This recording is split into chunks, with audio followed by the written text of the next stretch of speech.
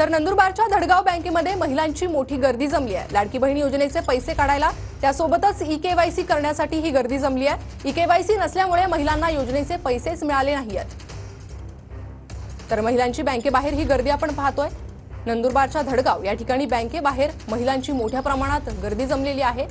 लाडकी बहीण योजनेचे पैसे काढण्यासाठी त्यासोबतच काही महिलांची ई-केवायसी करण्यासाठी देखील ही गर्दी जमली आहे। तर ई-केवायसी केल्याशिवाय योजनेचे पैसे मिळणार नाही, त्यासाठी ई-केवायसी करून घेण्याकडे महिलांचा कल असल्याचं पाहायला मिळतंय आणि त्यामुळेच बँकेबाहेर ही गर्दी जमली आहे। तर काही महिला या ठिकाणी लाडकी बहीण योजनेचे पैसे काढण्यासाठी जमल्या आहेत।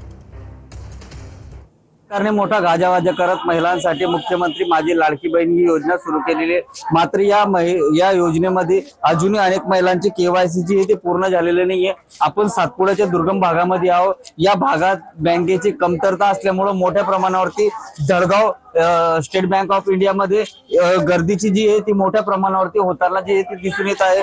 या योजना सुरू करून जवळपास आता 3 महिने उलटण्यात आले तरी देखील अजूनही अनेक महिलांची ई-केवायसी जी आहे ती पूर्ण झालेली नाहीये। त्यामुळे मोठ्या प्रमाणावरती महिला जे आता ई-केवायसी करण्यासाठी ग्रामीण भागातून शहरी भागाकडे येताना दिसून येत आहे। नंदुरबार जिल्ह्यामध्ये जवळपास 4 लाख पेक्षा अधिक महिला ज्या आहेत या योजनेमधून पात्र ठरलेल्या आहेत, तरी देखील या महिलांना आता लाभ घेण्यासाठी वन भटकंती जी आहे ती करावा लागत असल्याचे दिसून येत आहे। जितेंद्र बैसने, TV9 मराठी, धडगाव, नंदुरबार।